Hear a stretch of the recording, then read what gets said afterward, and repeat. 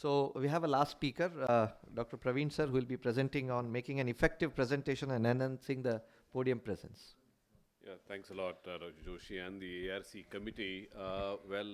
If you were looking at the slide that I put up, this only is to signify that obviously I'm bringing up the end of the queue for the presentations, and it is always difficult to do that because you have finite time. You potentially do not have a lot of time for discussion as well. But I'd like to start with a very small video that I'll give you the link of. We're introducing You'll probably recognize this video. A lot of you have probably seen it. Products of this class. So this is a video I'm not going to play completely. The first one, the launch of the first iPhone, and it is one a of the widescreen iconic iPod with touch controls. videos.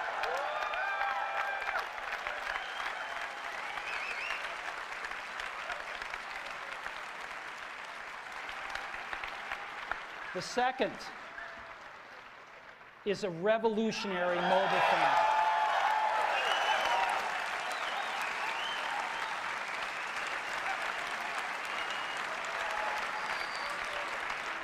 And the third is a breakthrough internet communications device. So, three things: a widescreen iPod with touch controls, a revolutionary mobile phone, and a breakthrough internet communications device. An iPod, a phone, and an internet communicator. An iPod, a phone. Are you getting it? These are not three separate devices. This is one device. So you get the idea. So the idea there is not to be showing all your cards right in the beginning, but actually to build up something for the real reveal. And that is one of the iconic presentations that everybody credits for increasing the sales of the iPhone. So very quickly, what I'll go through today in the next 8 minutes or so is to talk about what is important before you start to make a presentation. What is it that you do to prepare for your presentation? A little bit about slide design, how do you deliver your talk, and a few things that I think I've learned along the way. This, in fact, is a 1-hour presentation that's been condensed into 8 minutes, so I will actually move quickly because of the fact that it's probably being recorded. Before you start, what is probably important is trying to pick the right topic as well. And these are topics that are actually picked from the scientific program of a recent conference. And this is a session on cross-linking.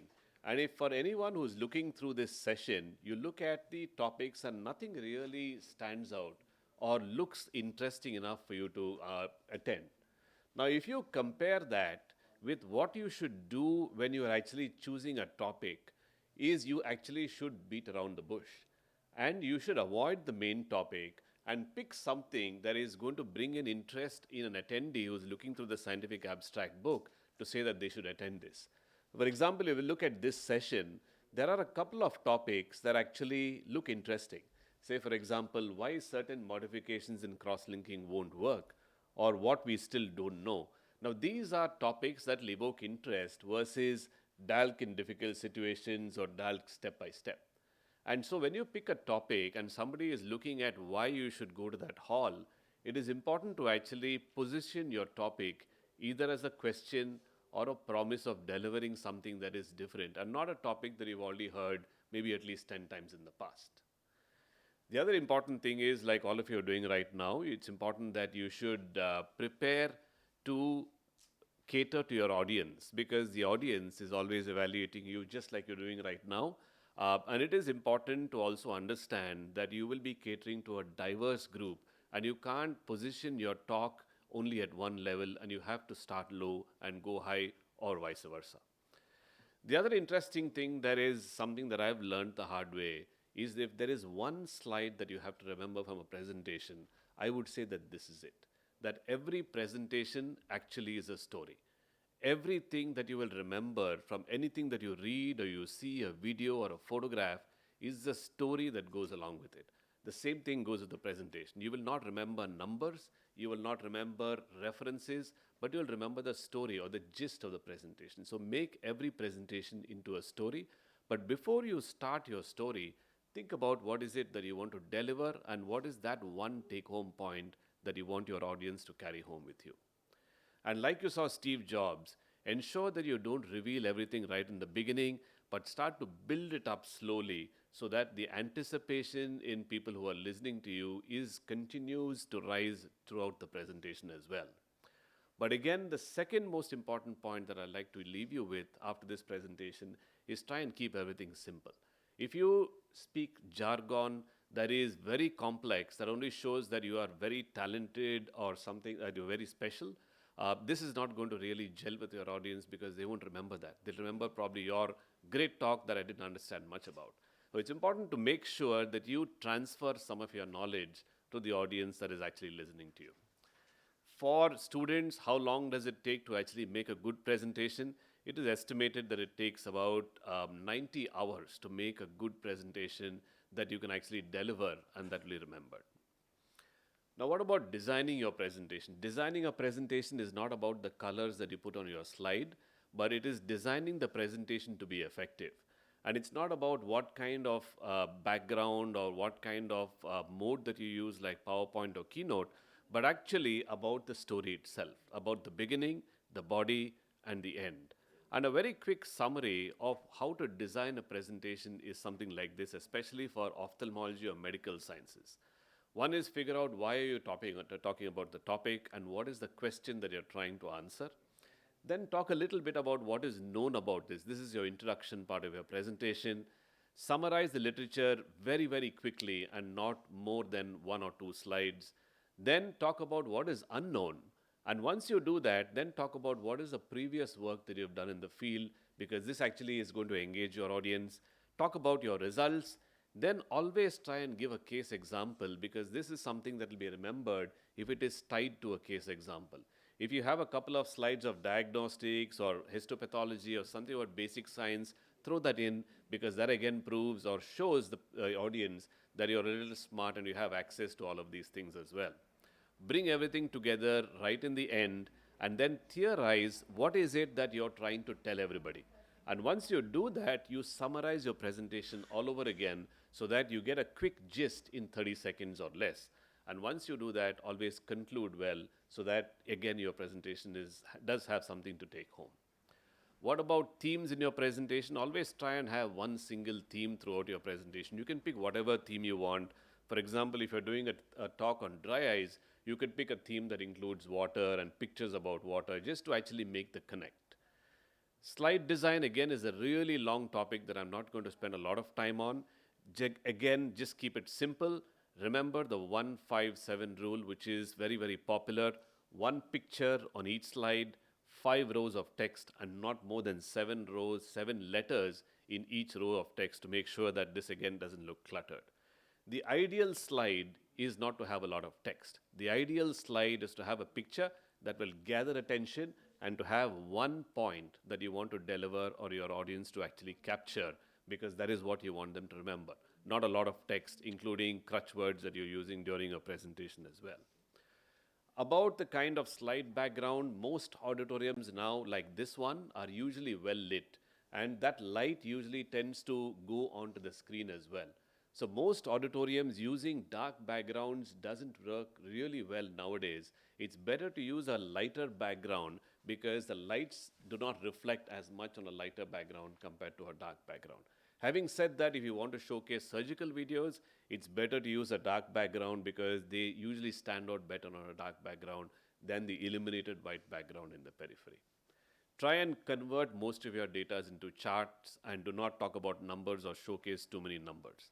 If you're showing pictures, again, remember that the picture doesn't really look good if you have a lot of light surrounding it or you have very odd colors surrounding it. It's better to actually have the picture surrounded by a color that is part of the picture, like light gray right here. But the best way in which you can showcase a picture is to have the picture cover your entire slide and point out one area of interest that you want the audience to look at, because that is exactly what you want to convey. When you're delivering your talk, again, it's important to have some sort of animation to bring attention, like this kind of a slide if you're talking about keratoconus or the algorithm for working on keratoconus. As you talk through it, you bring in a little animation and then You also link your talk to what you're speaking about so that again attention is garnered rather than show the whole slide at once and talk through it because you do not know where the audience is going to focus. When you're delivering again, 5 quick points, always make sure that you're telling the truth. Do not try to theorize too much. Get to the point really quickly and highlight what is important. And probably the most important point of my presentation is the fact that keep it really simple. Again, know your stage. Come in early to the hall. Make sure you know what you're going to be speaking about. Check your laptop. Make sure your connections are fine so that you don't actually have any glitches later on. Invest time in reading because this is what is going to come through when you're talking in your presentation. If you don't read well enough, it will show when you actually speak because you will not be able to connect your slides from one to the other. We spoke about dressing appropriately. This is important as well because you only have about 5 to 10 minutes to actually impress your audience. Hopefully they're looking at your slides and not at you, but occasionally when you're answering questions, they might look at you, so you might as well look presentable.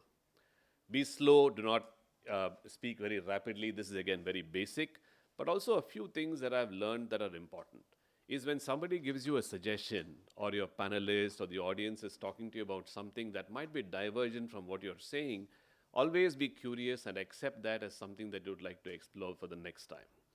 Make sure that you sleep well the previous night because that again will ensure that you're well rested and prepared for your talk. Couple of interesting things.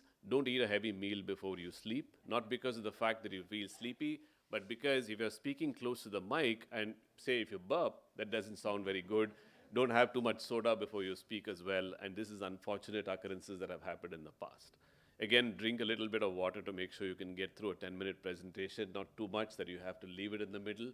Always stick to time to make sure that you also respect the speakers who will follow you after you. Apparently, 5 to 6 rounds of practice is really good to ensure that you deliver your presentation consistently and smoothly without too many breaks.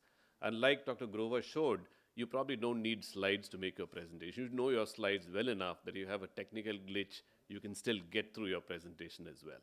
Again, be yourself. Don't bring on an accent. Don't do things that you think actually will look better on stage. Just be as honest and be as much as you as a person because that is what the audience is looking for. Again, when you're speaking, don't look at your screen, look up and connect with the audience because that is again is something that will ensure that the audience stays connected to you rather than always look at the screen during the presentation. Again, evaluate your audience, change your presentation if it needs to be toned down or up a little bit during the presentation to make sure that you connect very well. And also put in a little bit of personal touch. If you have individual photos that you have, put in some of those and refer to them because that again will bring in a connect for your audience to you as well. Important, start strong and end really strong. But again, the last slide and the most important slide is try and keep it as simple as possible because what you're trying to do is not to impress someone with the work you've done, but to teach someone with what they can take back to deliver to their mentors in the future. Thank you very much.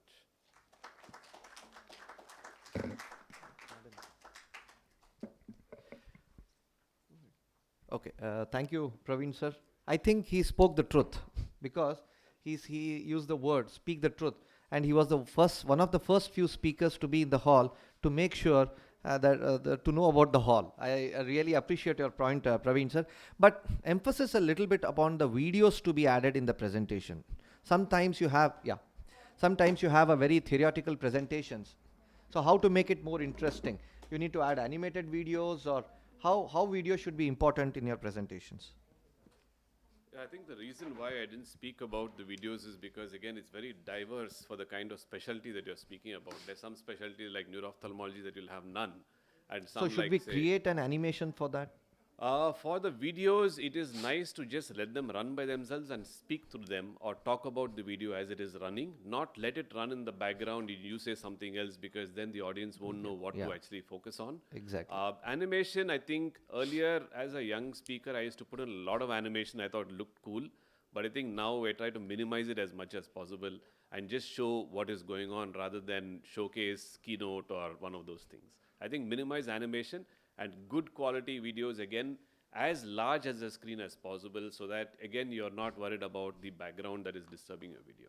Fantastic. Thank you. Thank you so much.